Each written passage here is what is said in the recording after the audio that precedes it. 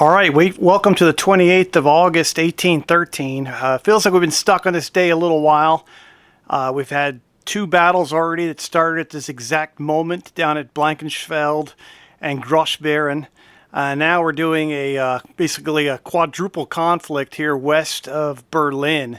I am in the north central sector, which is kind of exciting. All right, so we'll go over a couple of the troops real quick. We did have a preliminary video, which I'll put a link to. Also, I'll put links into Scott's and to Roundy's parts 1 of their battles, which are happening on this exact same battlefield, just stretched out a little bit. So they're already ahead of me.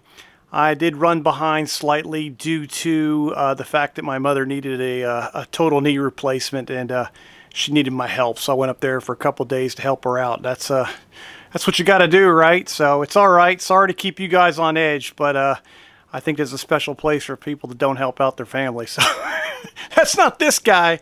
All right, enough of that. So thanks for being patient. The main thing I wanted to get to. And we'll go over the battlefield because you haven't seen that before. And then basically we'll touch on a couple things real quick because I did tweak a couple things.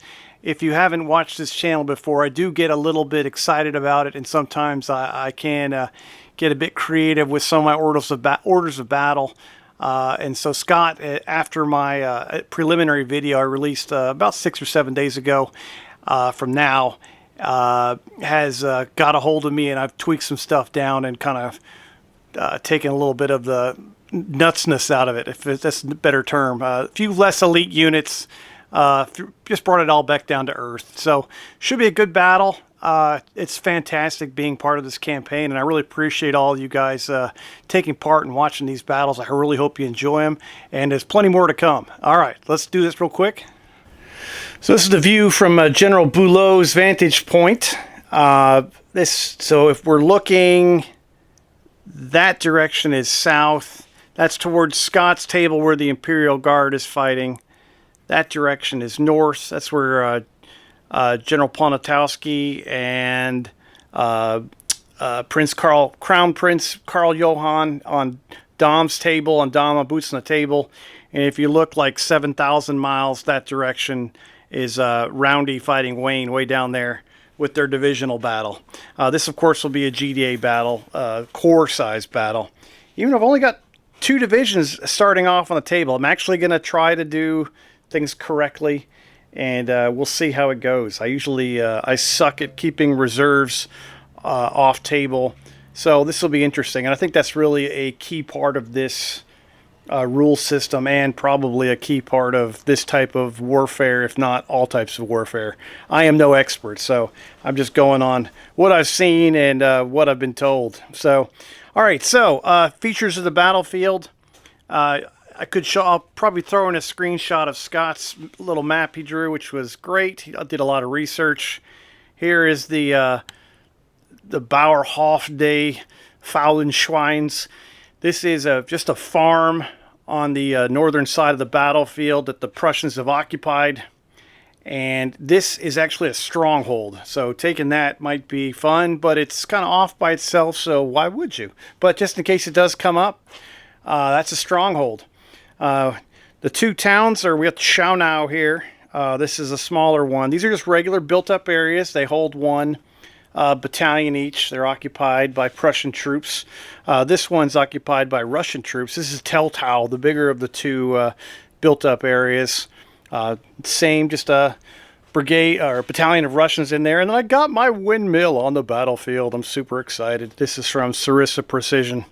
We'll kind of spin around. Scott had a little stream with a swamp kind of thing. I kind of inundated with trees. Was another little group of trees back here. Getting into the French lines. This is General Lindau with the 3rd Brigade, 32nd Division. I'll do the same thing for the Prussians when I circle back around, and the Russians, excuse me. Just got the 32nd and the 31st divisions here. From the French, I can't remember the corps. Sorry about that. This is Lauriston's from the 5th Corps, 31st and 32nd Division. The 30th Division is to the south of here. fighting a divisional battle against some Russians from Winzinrgrode's Corps down on Roundy's Table on the southern sector of this Battle of Berlin. This corps to the right is Rochambeau's 32nd Division. Right here we have 4 battalions. They're going to be from Württemberg is where they're from. Württemberg, sorry about that. I'm going to use Duchy of Warsaw, 3 Vistula Legions and a Duchy of Warsaw Infantry battalion. They do have artillery. Next up is the the 1st Brigade of the 32nd Division. This is 4 Léger battalions. They're Grenadier. This is under Devoux or Devoux. He is because they're Grenadiers and they're Léger, they get an extra skirmish base. So they have 5, and then their final battalion is this final brigade is this Neapolitan brigade. This is the under Jarry, the 2nd Brigade, 32nd Division. These guys are all just line Neapolitan troops. The Léger and the Neapolitans both have artillery, so all 3 brigades in that division have an artillery battery with them. So you got 24 guns down here. Moving over into Poutad's 31st Division. He's a campaigner, but is he yeah, I think the off-table corps has got like an incomparable guy, but he's commanding 2 brigades of Young Guard and 1 brigade of Old Guard. So that sounds pretty incomparable to me. Dehanin's here, 2nd Brigade, 31st Division. These guys are a mix of reservists and recruits. They've got 3 Swiss line battalions here. These guys, the 2nd Brigade and the 1st Brigade, both have artillery batteries off to the side on this elevated hill over here. And then the other brigade, the 1st Brigade of the 32nd Division under, what's his name? Geneve. They're right here in attack column. Scott is asked, I had to watch videos on this because, as I've mentioned many times, I am a combat ineffective, and especially a combat ineffective in linear warfare. You'd think I'd be halfway decent with all this. He has asked the French command to do a deny the flank, so we're going to attempt to use the Léger to form a line to protect the right-hand side of an en echelon attack going to the left of that village, or yeah, right there. So aiming towards where the 2 redoubts are. We're going to go into that area. With an en echelon attack, we're going to hit. They're going to engage. The next brigade's going to roll up, hit a little bit to their left, see what they pull in, and the next brigade goes in, hits, and I think my last brigade will hit, and hopefully they'll get the end, and then you would get a sweeping move if they take the flank. Also, to support that attack, there is an entire cavalry division off table for the French. 1 brigade is guard. Another brigade is just standard campaign and light cavalry. So that's ridiculous. And then also they've got those the whole 9th Division, which is 2 brigades of Young Guard, one of which can't come on until one of the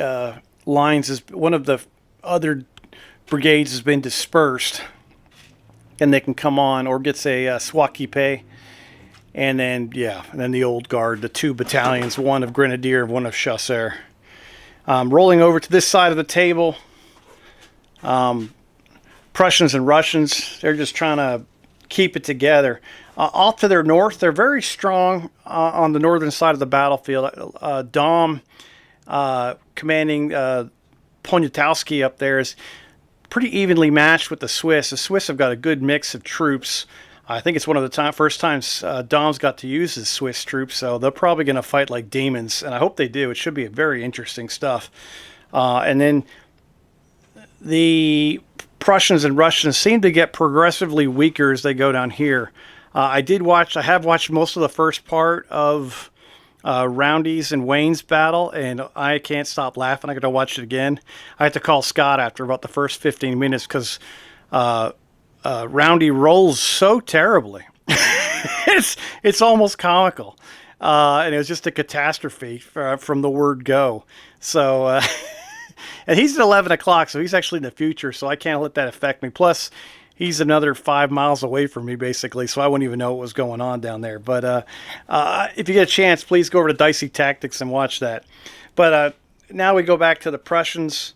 We've got von Bedrow here with the 1st Battalion, 7th Division. They're garrisoning up here. He's got a brigade. He's got a battalion in there, another battalion here, and then 2 more battalions here. This one is reserves. I was hoping I could get another Prussian line battalion done before this battle, but just never got a chance to. Just got a little bit too busy. But I had to supplement in 1 Russian line battalion to serve as a proxy for a Prussian. Well, that's better than I've done in every other battle so far, so that's pretty good. These extra 4 Prussian reservist units are really coming in handy. Next up is von Plotz. He's the 2nd Brigade, 7th Division. He's in here.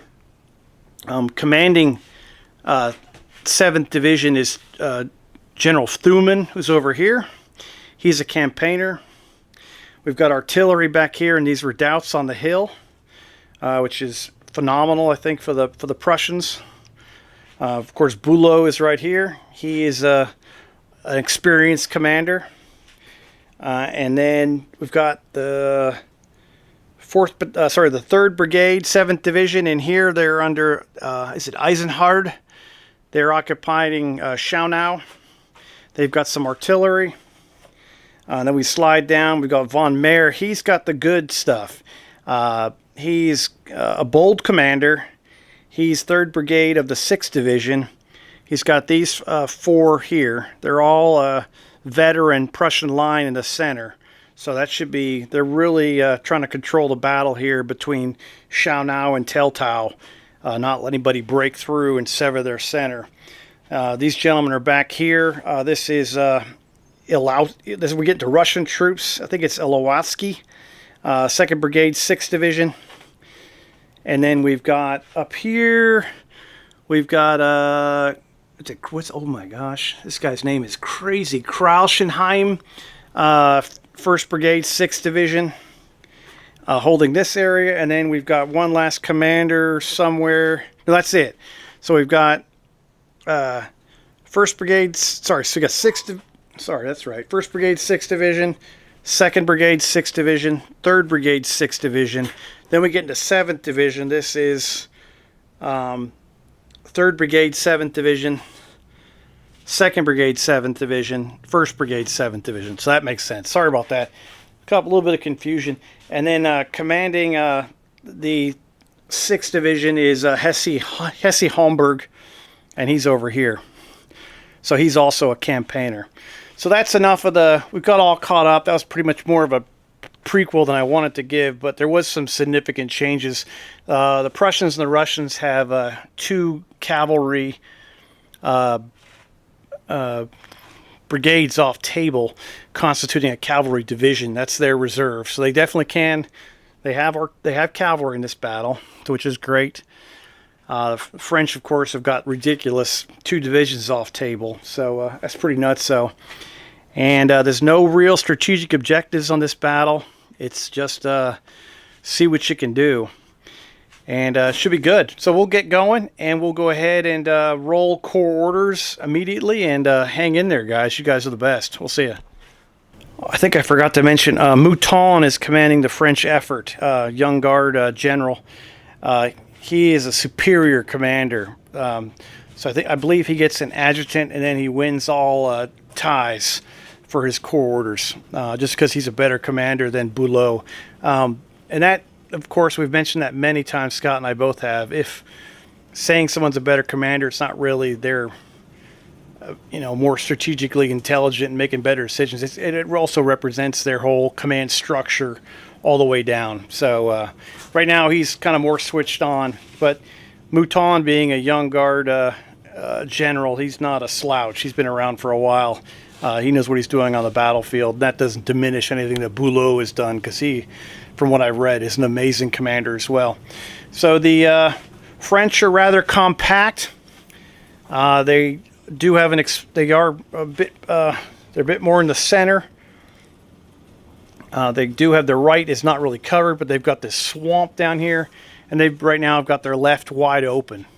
So a lot of stuff going on. The Prussians and Russians, they're trying to tie in with the boys to their north and south, so they are spread pretty wide. Also, they have some artillery by the windmill, which is amazing. All right, now we're done. We'll see in a minute. Here come the Corps orders coming at you. All right, let's get going now. We'll do Corps orders. We'll start with Mouton, because he's visiting, and Bulow, he gets the home field advantage. Usually I forget. I try to mute my phone for these battles, but a lot of times, as many of you know, I forget. I have to leave it on right now. My granddaughter, not my granddaughter, my daughter-in-law is in labor right now with our first granddaughter, second grandchild. So got to make sure I don't miss that one. But the Napoleonic Wars, wait for no granddaughter, and we'll get on it. So let's do some Corps orders for Bulow.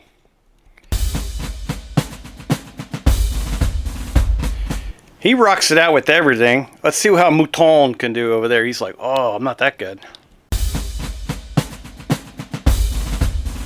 And he gets everything except for the black die. All right, cool. All right, we'll start off with the Prussians. We'll roll for a number of ADCs for both their divisions, and we'll just go on from there. Thuman did decent on the right with 4 ADCs. Hesse-Homburg, not so good. He gets 1 over here on the left side of the Prussian line.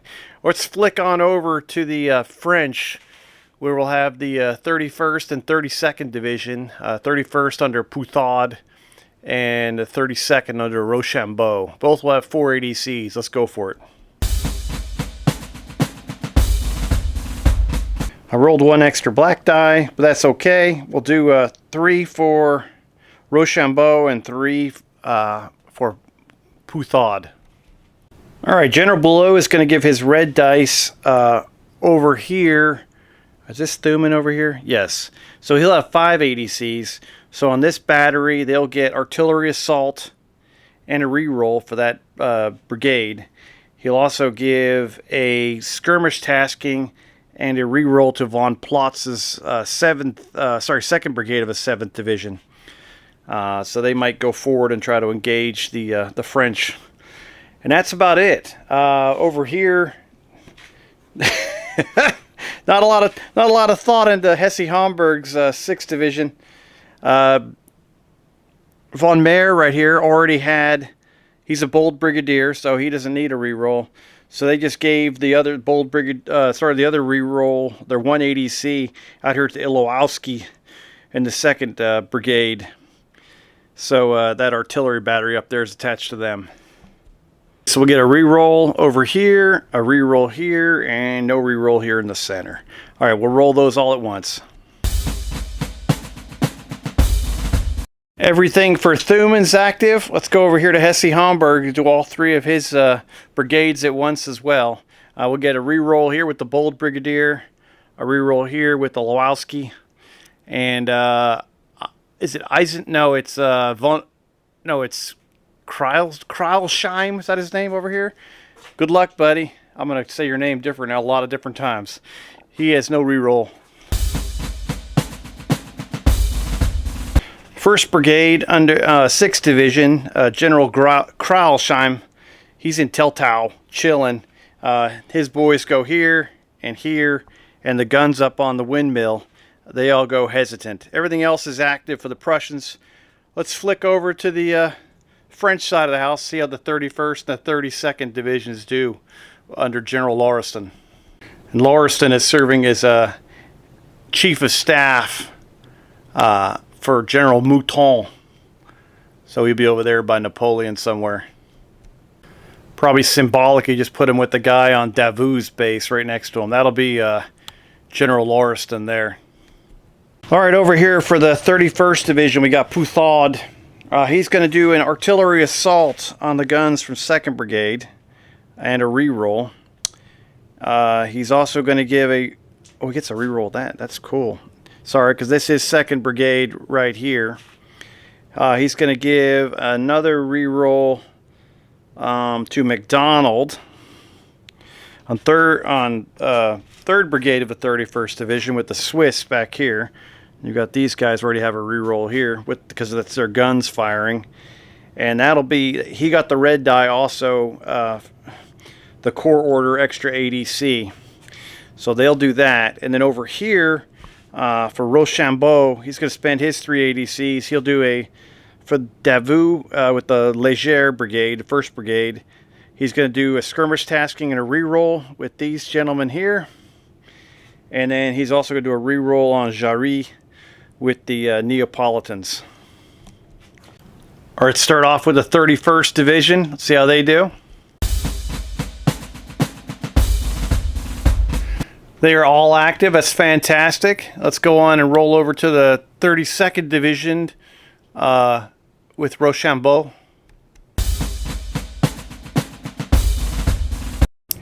Second and 3rd Brigade both tank it and do not pass.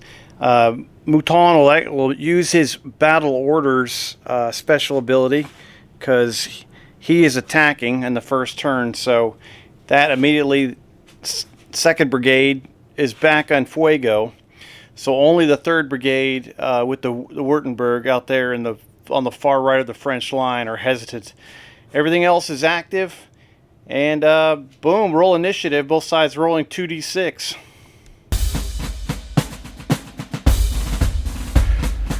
Mouton will win initiative. The French will be, there won't be any charges. They'll be moving first, and let's see what they can do.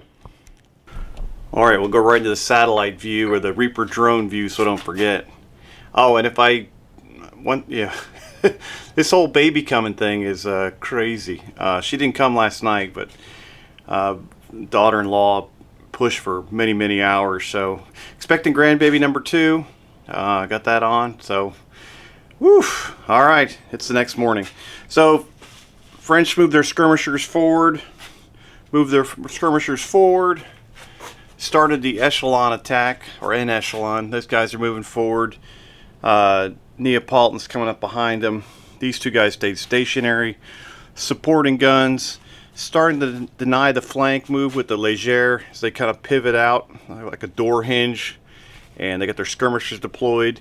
These guys were hesitant, the Württembergs, but they were able to get their skirmishers moved out. Windmill is generating 2.7 kilowatts of power per year. That's enough to toast a piece of bread, very lightly. Very stationary, but sends skirmishers forward. Guns firing, skirmishers out. Guns firing, skirmishers out. Very similar motif across the entire Prussian-Russian line. General Bulow is bringing his best tactical brain, hopefully. All right, that's it. I got a bunch of pictures. Movement's over, and we'll get into skirmish fire.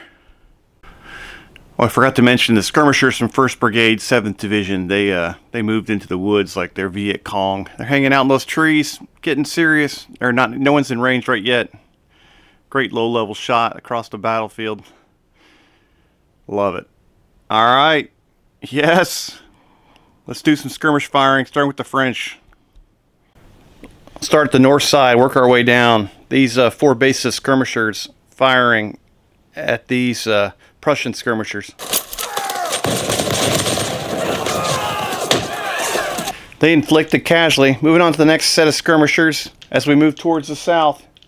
These gentlemen fired 5 shots at their counterparts.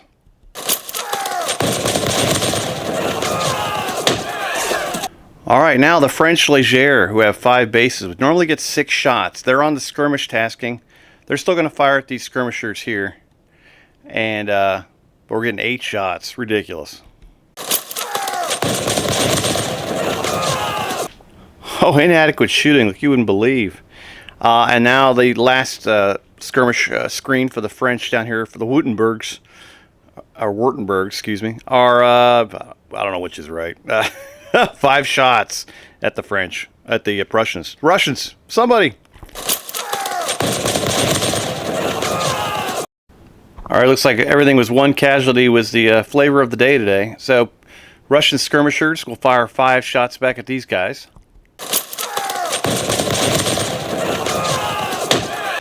Oh, wow, not good. All right, 0 effect. Sliding to the north here. We've these guys made sure they were 9 inches farther away from the, they didn't want to get into the garrison from Tel Tau firing at them. So we'll get these guys firing 5 shots at them.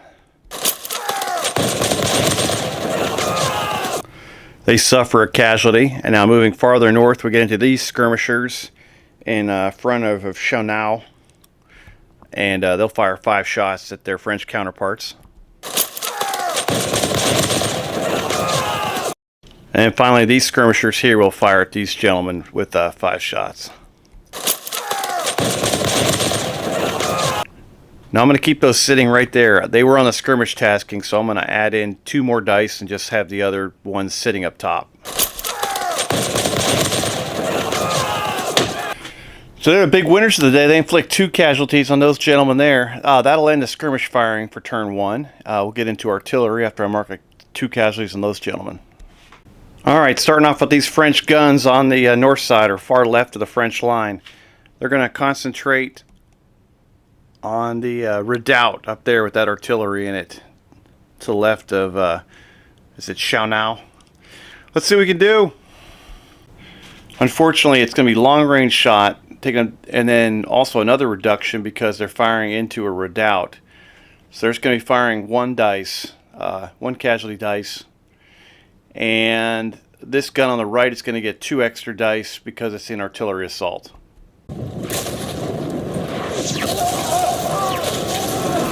Not too bad. They inflict 3 casualties on these Prussian gunners in the redoubt. Move down the line a little bit on these guns to get into these gentlemen in the center. They're going to fire across at long range at these guys here.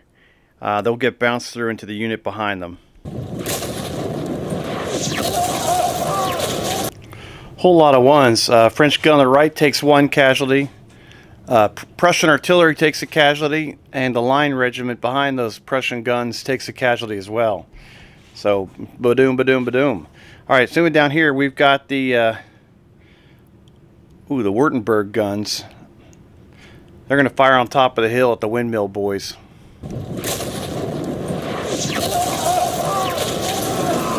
They inflict 1 casualty on those Russian gunners that are, let's call them, their electromagnetic railgun up there. They're getting powered by the windmill. They took a casualty. All right, we'll start with those rail gunners. They're going to fire back at the Württemberg guys.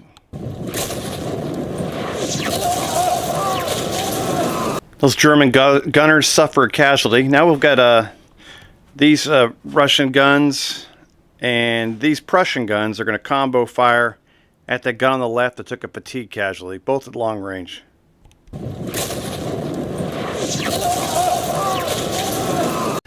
They suffer 1 casualty from those guys. Now we'll have the double redoubt gunners will fire on the gun on the right. Both of them will be long range.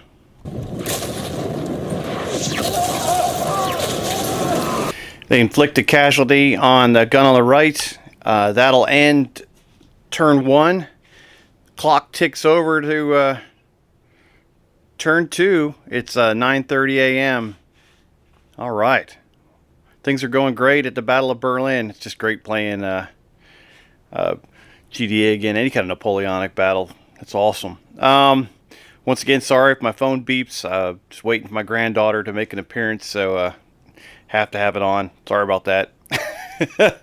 For some reason, maybe I got neuropathy or something. I don't feel the vibration. I need something a bit more strong to get my attention when I'm playing these games, especially. All right, we'll see you guys at 9:30.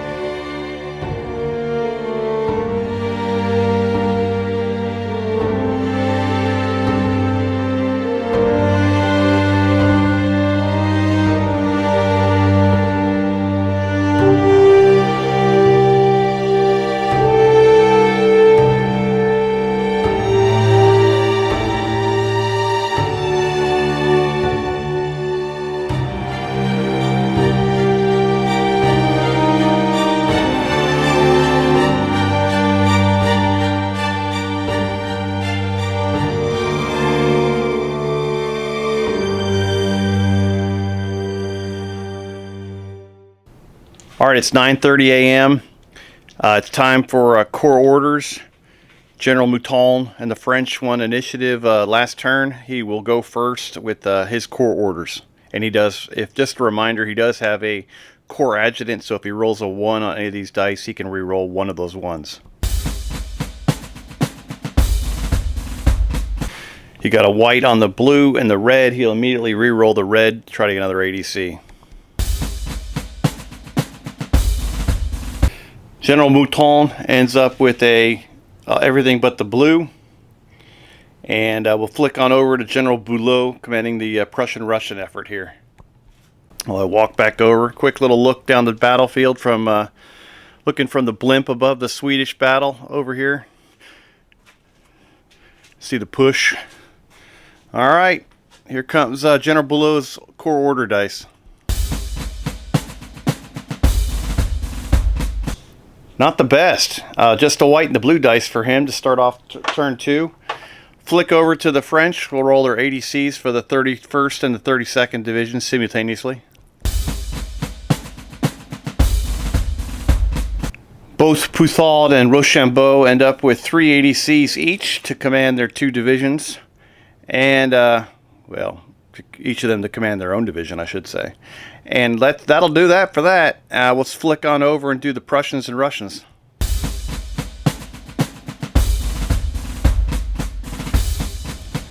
All right, after a slow start, Hesse-Homburg in Fuego, excuse me. He gets 5 with that double 6. And then over here, just intimidated by how good he did, General Thuman gets 2. No red dice here for Bulow to share. Just has a white and a blue. And we'll kick on over and do the 31st Division first and see what they've got planned up. And then we'll see who's active. General Pouthard of the 31st Division. Going to keep things simple. Just give all 3 of his brigade commanders a reroll.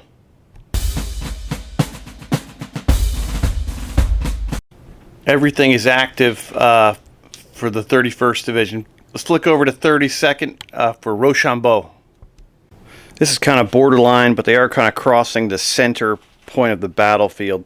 So Rochambeau is going to give Jarry with the Neapolitans a redeploy order and a reroll to cross over and continue the en echelon attack that Napoleon wanted. We're also going to get a reroll for the Léger. And then Mouton is going to pass his red die down. And the Württembergs are also going to get a reroll too. And that's with Lindenau.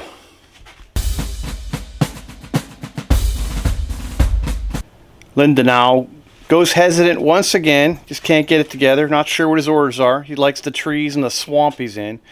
His boys are probably getting some nice cholera or typhus out of there. Not good. These 2 brigades are both doing what they're supposed to do. So that's all right. All right, 1 hesitant brigade in the 32nd Division. All right, Thuman's just going to try to contribute to, try to help out the Bulow in initiative. Going to do he only has 2 ADCs. 1st Brigade will get a reroll. 2nd Brigade will get a reroll. 3rd Brigade will be straight chilling.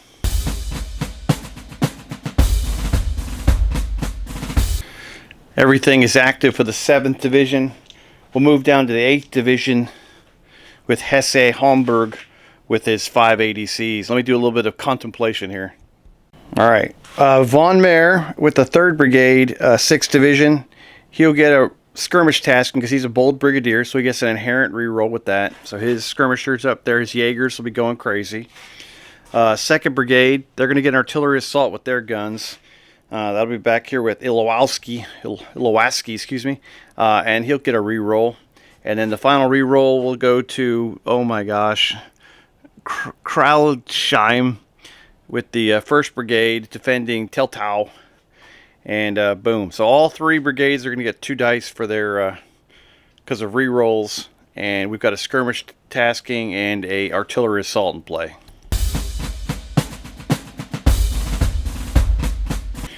All right, 2nd Brigade tanks it. They lose their artillery assault. Bulow uses his blue dice. He'll ride the line, get these Russians fired up. They're not too crazy that they're defending somebody else's capital. They're like, where were you guys in Moscow, man? Probably not far off. So they're over here riding the line. Won't be able to ride the line next turn, but basically the hesitant gets wiped off the map. Doesn't happen. No negative modifiers. Everything's active for the Prussians and Russians across the line. And we'll roll initiative. Both sides will be rolling 2d6. 2 dominating rolls, but the French maintain initiative. Mouton, just too tactically savvy right now early in the morning. Beats out Bulow barely. French will keep the initiative. All right, there's no charges, so we'll get into movement. French moving first. Yes. All right, let's do this. All right, we'll do it like we did last turn. Try to be consistent here. Not my strength. French, starting from their left flank. Guys, continue to move forward here in attack column. Their skirmishers move forward. These guys' skirmishers move forward as well, maintaining contact, staying in the range they need to of their parent unit. These guns prolonged a little bit to keep up. These gentlemen continued their, hopefully, their version of denying the flank. Yeah, that's about it. Also, the Neapolitans moving up behind the lead tip of the spear there to continue what I think is an echelon attack. I'm hoping I get it right. We'll see. Probably not. Waiting for Scott to say, dude, what are you doing? But I don't know. We'll figure. We're having fun no matter what. No movement over here. Prussians and Russians pretty much stayed static. They had to give some ground with their skirmishers just because of everything.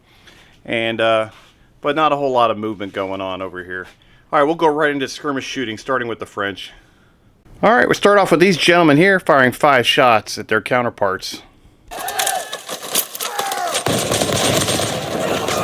All right, the French skirmishers on their far left side inflict a casualty on these gentlemen.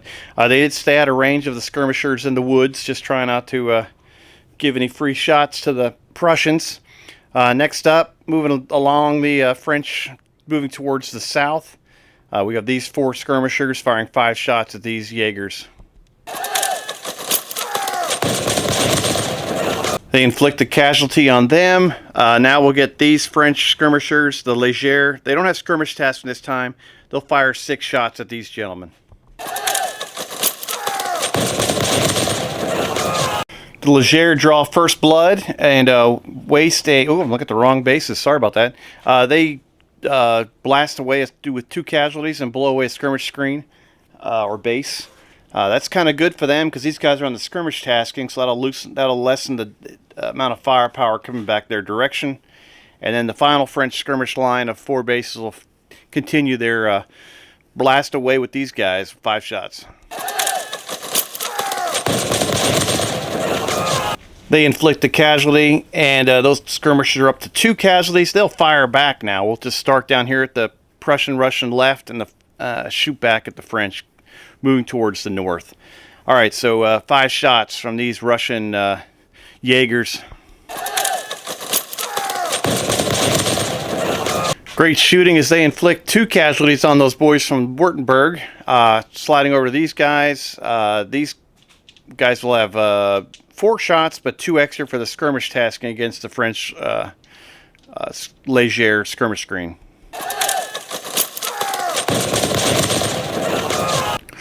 They inflict 1 casualty on those gentlemen, raising them to 2. They did get a double 6. They'll force a discipline check on them. They fail that. They become disordered, or unformed, excuse me, and they take another casualty, and they'll lose a base, going down to 4. All right, moving to the right, we've got these Prussian Jaegers firing at their French counterparts. They inflict a casualty on them, and then we get the musketeers here with 5 shots against those gentlemen. Well, these guys are in fuego. They got some marksmen on their team. 2 casualties. They'll blow away a skirmish screen and remove a base.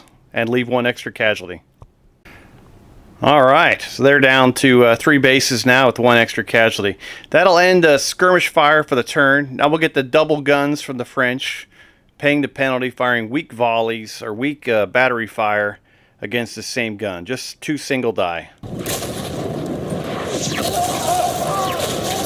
Cannonballs slam into the walls of the redoubt, having no effect on the Prussian guns. They love it. All that extra work they did up on the building up sandbags and whatever those things are called. Good job. All right, next, French guns. Double battery fire against these gentlemen here with bounce through on both of them. Prussian battery suffers 2 casualties, going up to 3. And these Prussian veterans of the 1st Battalion, 3rd Brigade, 6th Division go up to 2 casualties now. They're going to have to get away from these guns. The battery from Württemberg will now fire across the ridge at the windmill, try to take out the electromagnetic cannon up here.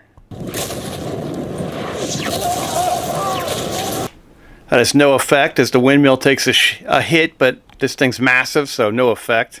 All right, now the Prussian, these actually are Russian battery. They're going to fire back across the valley at the French guns that just shot at them, or actually from Württemberg, sorry.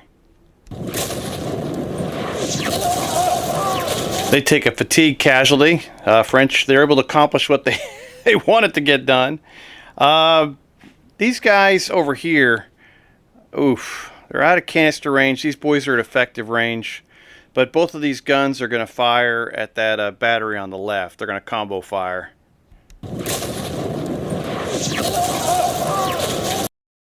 Not the best shooting. Nobody, no effect anywhere. All this batteries kind of miss. Coming up to the redoubt. The redoubts, excuse me, the both of them. Both guns are going to fire at the same battery they've been hammering and try to put some more casualties on them. Oh, amazing shooting by the Prussian gunners. 2 massive hits. They go up to 5 casualties. They take 2 discipline checks and pass them both. They fail 1 and go unformed. Oh, boy. All right. And that'll end turn 2 as we head on to turn 3, 10 a.m. here in the north-central sector of the Battle of Berlin.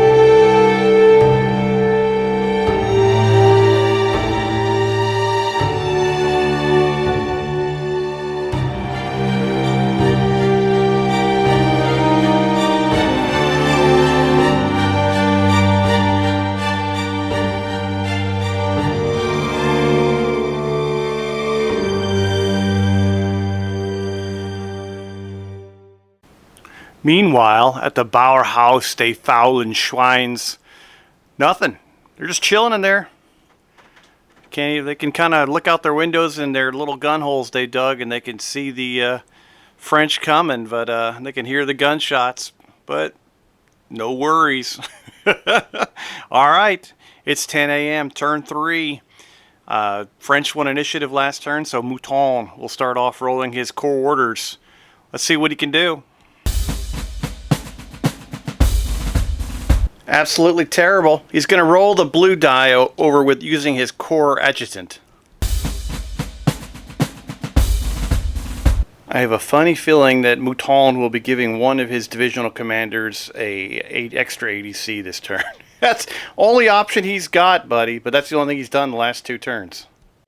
Meanwhile, Team Prussia, General Bulow will roll everything. He won't get the blue dice this turn because he used that. He rolled the line last turn.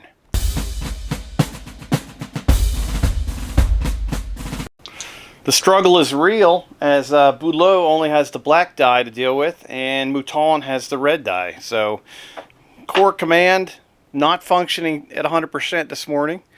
We'll continue on, kick back over to the French, roll for ADC availability for the 31st and 32nd Divisions. Pouthard with the 31st Division ends up with 5 ADCs, thanks to some double sixes. And Rochambeau ends up with 3 ADCs. Alright, that's with the 32nd Division. Let's see how the Russo-Prussians can do over here for Bulow. Thuman rocks out 2 ADCs, no bueno, and Hesse-Homburg gets 3. Alright, now it's time to see what the French can do. We'll start with the 31st Division with Pouthard. Alright, Mouton gives his extra red die to Pouthard. He's going to do a double artillery assault and then re-rolls for the 1st and 2nd Brigades. MacDonald and the Swiss will be kind of on their own. And they will spend a caisson to do artillery assault with a gun on 5 casualties.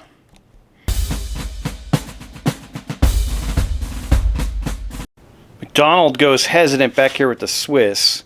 Everything else is active. So, Très Magnifique.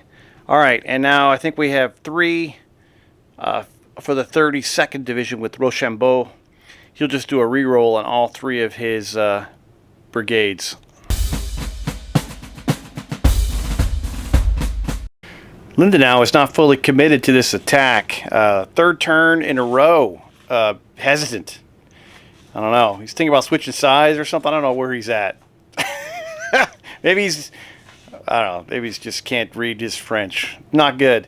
The other 2 brigades are wonderful. So that'll be the Léger Brigade and the Neapolitans. All right. So 2 hesitant brigades in Mouton's Corps, but they're in separate divisions, so no negative penalty for initiative. I'm not sure what Bulow wants to do with his black dice here. I don't want to release the reserve division yet, and forwards tasking might not be the right place. So we might be sitting on that one for this turn. But we'll start off with Thuman with 2 ADCs. Wow. He'll just do his 1st and 2nd Brigade with a reroll. His 3rd Brigade will be, see how they can do.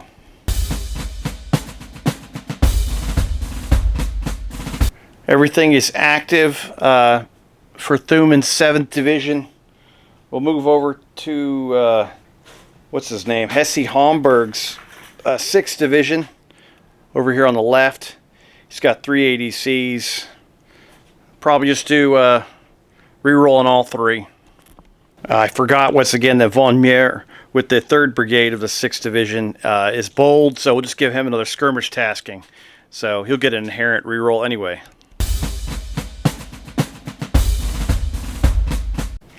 Everything is great for Hesse-Homburg. Everyone's active. Prussians and Russians have no hesitant brigades. We're going to do initiative, both sides rolling 2d6.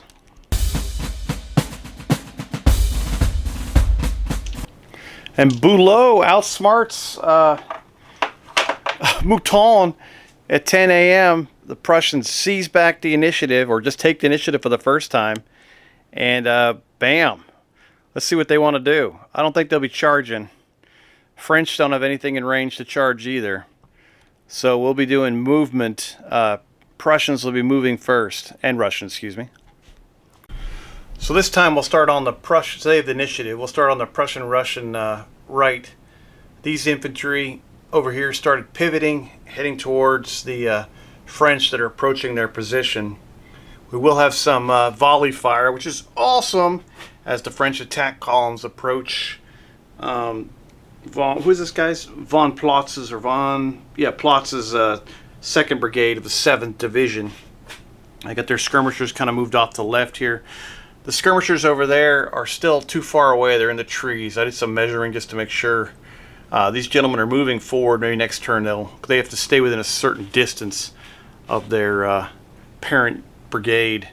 We've got skirmishers firing here. It's a mess. Wow.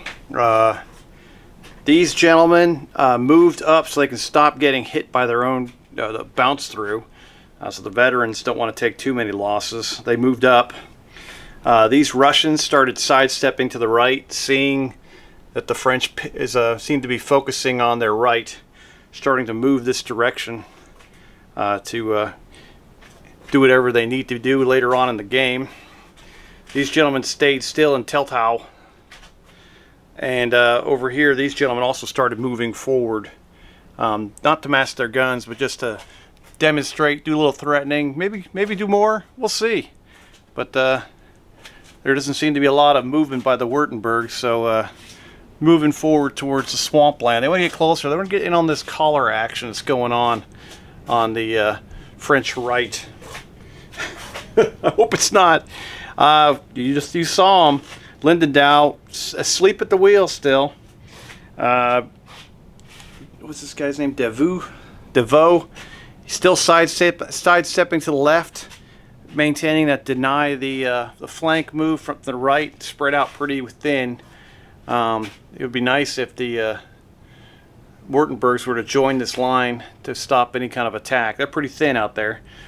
These French guns move forward slightly, so they're going to not get the +10 shooting if it happens. We got the attack going in there. The Neapolitans will be hitting to the left of them for the en echelon attack. I'm sure these guys will be getting ready fired up next to move in behind them and hit the Prussian left a little bit more. And then looking to exploit anything or move farther to the left will be MacDonald if he can get his act together. Neapolitan skirmishers are moving forward to engage along with their French brothers. And boom, we're back on the Prussian right. And things remain quite relaxed over here at the Bauerhof des Faulen Schweins.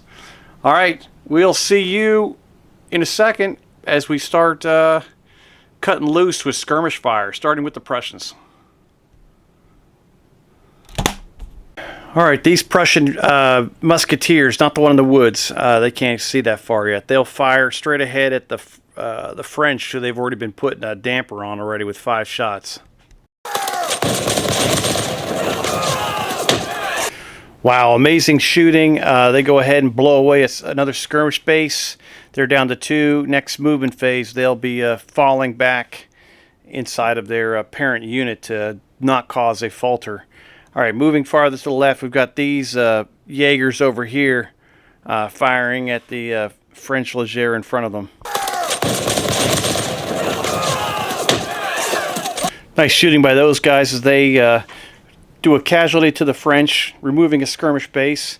Now we'll get into these guys. They're from the Prussian Veteran Brigade, the 3rd Brigade of the 6th Division. They got the skirmish tasking, so they'll get 6 shots at the French Leger skirmish screen. They're able to inflict a casualty on the French skirmish screen, which is awesome because it's a double 6, causing a discipline check. All right, those skirmishers will pass that. They still haven't moved, so they're not in range of the garrison yet. And then the final Jaeger unit over here on the left will fire 5 shots at the Württemberg skirmish screen. They'll do 2 casualties on the Württembergs, blowing away a skirmish screen and leaving an additional casualty on another base. All right, Württemberg guys, firing back. 4 shots against these Russians. They're able to inflict a casualty on those Russian skirmishers, Jaegers, sorry, knocking them down to 3 bases, excuse me. Great shooting over there behind Teltow. All right, now we've got the Leger. They're going to fire 5 shots into these Jaegers out front. They inflict a casualty on them. Next up, we'll have these 3 bases firing at these gentlemen with 4 shots. They inflict a casualty on them, removing a skirmish base. Now we'll get the Neapolitans firing 5 shots against these Prussian musketeers. No effect for the Neapolitans. Terrible. Now we'll get what's left of this French. These 2 bases will fire 3 shots against the same unit. They succeed and kill off a base of those Prussian musketeers. That'll end skirmish shooting. They're doing pretty good. I mean, both sides are hammering away at each other. And if you can't remember, the Prussians and Russians have 14,400 infantry here, 3,840 cavalry, and 64 guns, while the French on this sector of the battlefield have 20,200 infantry, 4,800 cavalry, and 80 guns. So, wow. A little bit of a difference there. It's not as bad as over on Scott's table, where I think it was just an absolute, like 3-1 or something like that. It was pretty brutal things going on to the south of here. We don't want to look over there. It's rated R over there. So now we're into the artillery phase. These guns are both going to team up on that one gun that's already jacked a little bit for the French, trying to put it out of action before it can fire at them.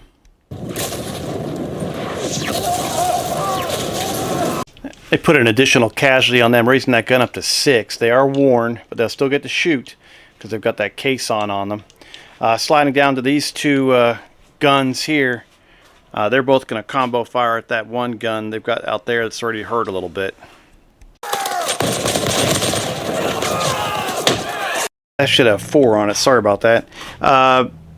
Both of those batteries take a fatigue casualty. That was terrible. I also remembered the Württemberg gun could not fire out to long range, so I took 1 casualty off these gentlemen here. They did one of themselves earlier, so they get back a couple guys in a gun. And then to celebrate their victory of getting back a couple of their guys, they're going to fire at that Württemberg gun that will not be able to return fire.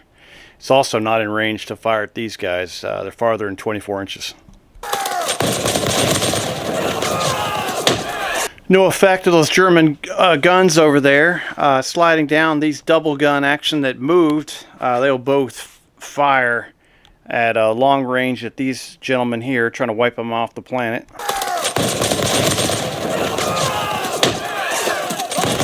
They completely miss. No effect at all. Sorry about your luck. And then we've got these guns over here, both on artillery assault. They're both going to be weak battery fire, firing on these gentlemen right here.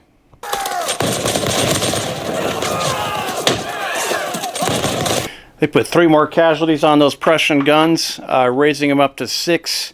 They're now worn. That'll end the artillery firing phase of turn 3. We do have some volley fire. Prussians firing first.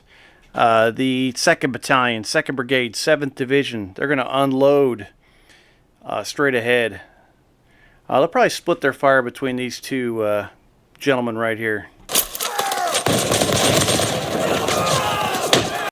I almost forgot I put cup holders on Optimus Prime's boot. Yes, the dice tower. All right, let's. They get 3 casualties, 2 to the. I'll just show you. Hang on. This gentleman take 2. These guys take 1. These gentlemen take a discipline check. Oh, they fail that and go unformed. So they're going to be shooting a single CD, this unit here. But they're unformed, so maybe they don't fire anything at all. I'm going to err on the side of caution and just have the other 3 attack columns will all shoot at this unit here. I'll reach out to Scott later and do some rolling too, reading, excuse me, to see if I'm right. But it's safer this way. And here comes the 3 single CDs firing at these gentlemen here. They inflict 2 casualties, and that'll be the end of turn 3 as we head into turn 4, which will be the last turn in part 1. We're going to try to stick with that until we come up with a alternative or whatever or a different idea. I don't know, whatever. whatever Scott thinks is a good idea. I think it'll be, so far it works pretty good. I'm not sure how long these battles are going to go, especially if things are collapsing on my, just south of me on the French right. So, and that's it. So we'll get into turn 4, and that'll be 10:30 a.m. We'll see you in a second with Corps orders.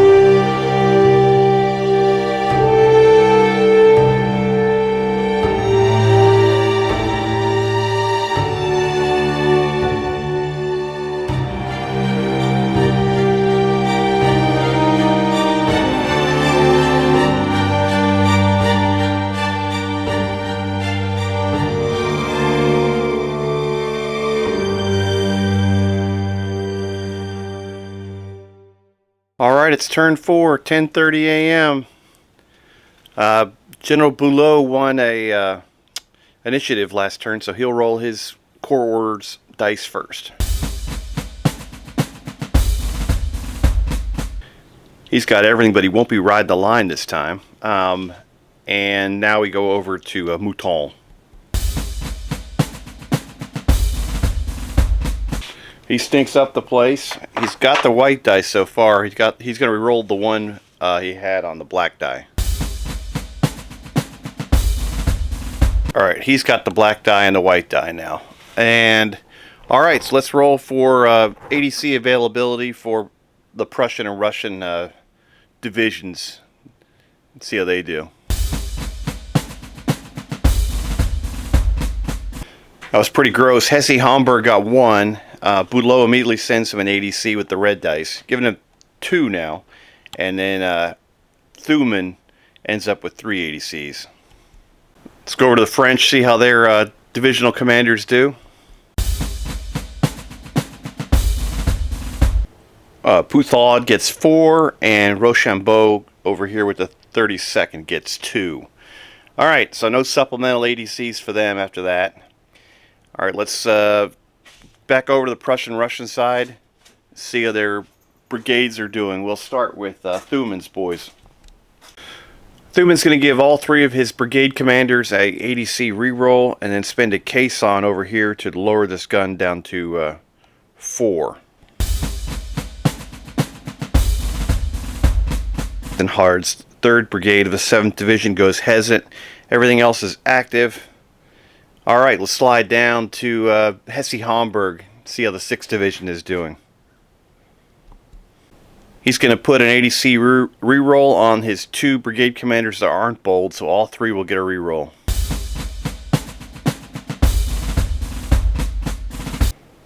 Von Mayer's 3rd Brigade of the 6th Division goes hesitant.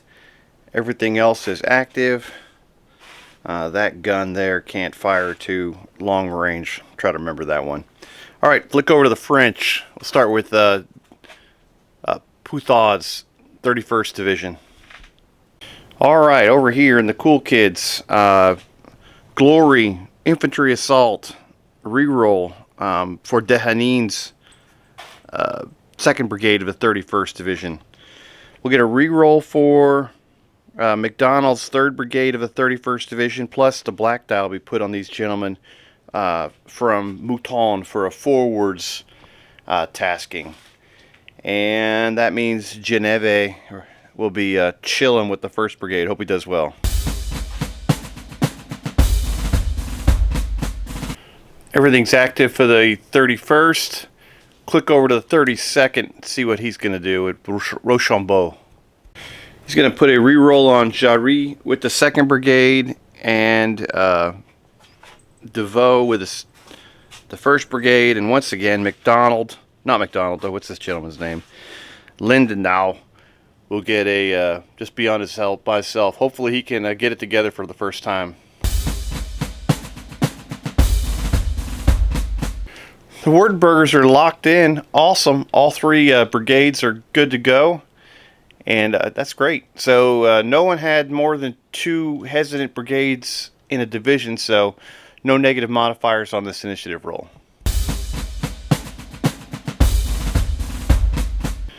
After that slight hiccup last turn, Mouton, back in the driver's seat, sees his initiative back. French will be going first.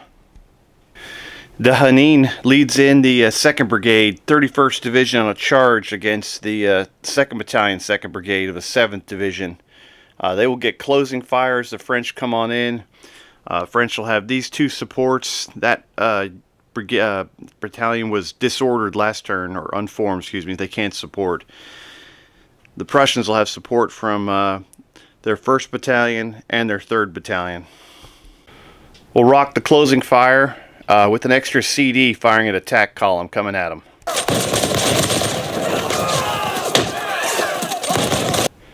Oh, that was terrible. They end up getting unformed. No, they don't. They get. Oh, I flip it over. Sorry. They get fire discipline for rolling that double 1, and don't take any casualties or anything. And that's it. No hits on the French as they come on in. So both sides will be rolling 2 CDs, and they both have 2 rerolls. The Prussians are lined. The French are recruits. They are enthusiastic recruits, but oh well. Yeah, there's no extra bonus for that because they're not veteran or grenadier or elite.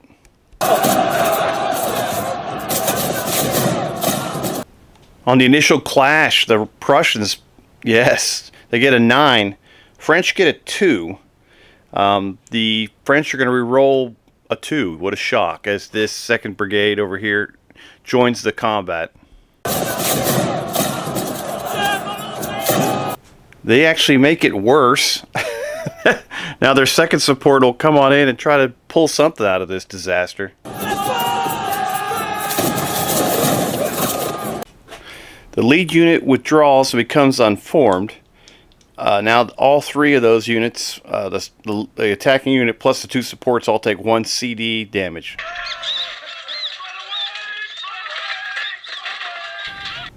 All 3 battalions suffer a casualty. With these 2 flank battalions, both have 1 now.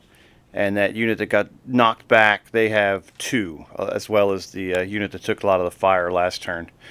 Alright, that'll end the charge phase. Prussians don't have any charges. Go on to movement. French moving first. We'll do the forward bonus for the Swiss unit back there.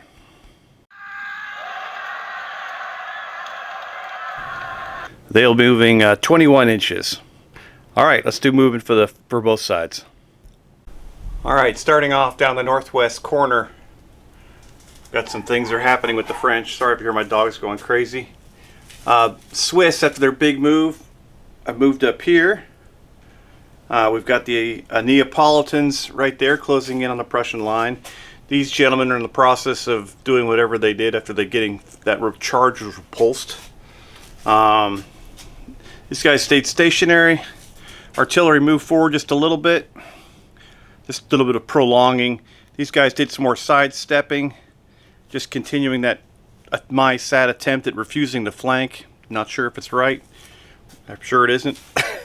Finally, after weeks of not moving, well, an hour and a bit, the Württembergs just changed formation to attack column.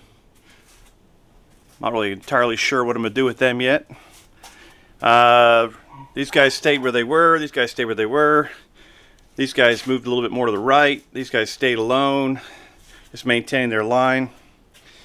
And these guys already moved with the charge phase. These gentlemen stepped forward so their skirmishers could move up.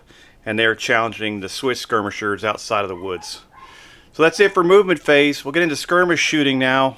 French going first. We'll start over here with the newly arrived Swiss. 3 bases firing into the woods. They go up to 4, then down to 3 shots. No effect against those Prussian Jaegers in the woods. Now we'll get the Neapolitan skirmishers. They totally bricked last time they fired. They'll fire 5 shots at the Prussian Fusiliers. They're able to inflict a casualty on them. We'll slide over to these gentlemen. Their skirmish line's still kind of holding their flank. They'll fire 4 shots at these Prussian Jaegers. All right, they inflict a casualty on them. Now we'll get the light infantry skirmish line firing 5 shots at these Prussian Jaegers over here.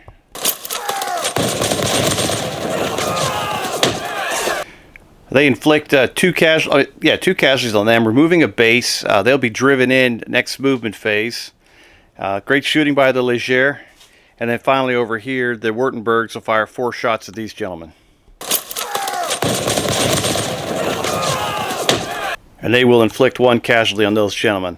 All right, immediately these Russian Jaegers going to fire back at those Württembergers. Is that even a word? I hope so. 4 shots coming at you, baby. Russian skirmish line was so shocked that Lindenau actually wasn't hesitant. They just fire in the air. They have no idea what to do. No effect. The French remain out of range of the garrison of Teltow, so no firing there.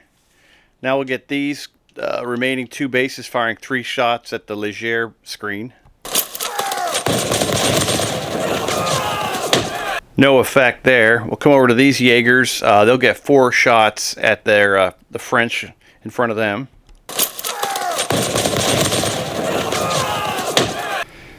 They're able to inflict a casualty on those gentlemen. Now we've got the Fusiliers firing 4 shots at the Neapolitan skirmish line. They do 1 casualty to those Neapolitans, then we'll get 5 shots from these Jaegers in the edge of the woods firing into the Swiss skirmish line. Oh, I forgot to play a caisson on this gun, so that's on me. No caisson for you. Sorry about your luck. Oof. I'll think about this one, because I think if they already are firing 1 CD at the redoubt and they're worn, I guess they wouldn't have any effect at all on that. Gun on the right, the battery on the right, sorry, will fire at the redoubt. These guys have no target to shoot at on the left. All right, no effect on the redoubt. These 2 guns, I got to measure the range, but they're not 24 inches. They'll be at long range firing against this battery right here. They do 1 casualty of them, raising them to 5. This gun's from a hesitant brigade. They cannot fire because there's nothing in 24 inches. And then it doesn't matter. It's not their turn to shoot. We'll come back to that in a minute. The Württemberg gun can finally fire at a long range. They'll fire an inferior battery against these guys. They get the home run. Too bad it's at long range. They do 2 casualties, raising them to 3. We'll get a discipline check looking for a 7 on these Prussian gunners. Or actually going to be Russians. Alright, they passed our discipline check. Now we'll get a destiny roll. That battery's going to recover a casualty. There was no within 6 inches of that gun. So that's good for them. Some of the boys come running back out of the woods or the swamp and go, "We want to be with you, baby." Alright, they get a casualty back. That's great. Alright, right after I move that casualty, now the Prussians are going to look to put the casualty right back on. They blast away with their guns. They missed those gentlemen. That's great. Alright, these, as I said before, on accident, these guys are too far away to shoot. So we'll come to these guns here. They're going to fire at the gun they've been damaging at long range. Let's see what they do. They hit them for 1 casualty. And then we'll get both of these guns firing at the same battery they've been hammering away at long range. This battery takes a fatigue casualty. This battery hits a home run. They take 2 casualties. They go up to 8. They have to take a discipline check as reservists. Looking for an 8. Oh, that's awesome. All right, they pass. We'll do one last flyby around the table, starting on the northeast corner behind the redoubts and looking at the Bauerhof de Frauenscheins. I can't pronounce that, sorry. Prussians have a good line over here. Schauenau's not been threatened at all. They're living the big life, and they're eating all the food. The villagers are not happy. Same thing going on at Teltow. Russians are in there eating everything, having a good time. Windmills turning, powering this Russian artillery battery over here to victory. Finally,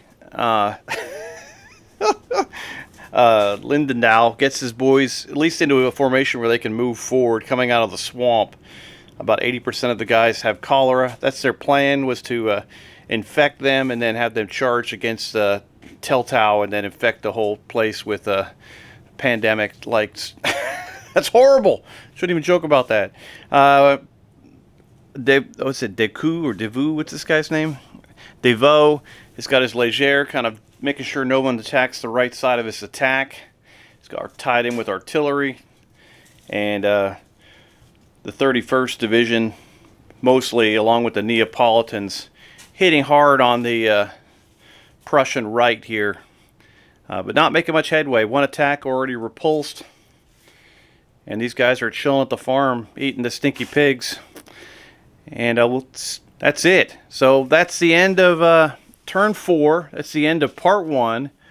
We'll see you in turn 5 at 11 a.m. All right, guys, you're awesome. And we'll get right back to it.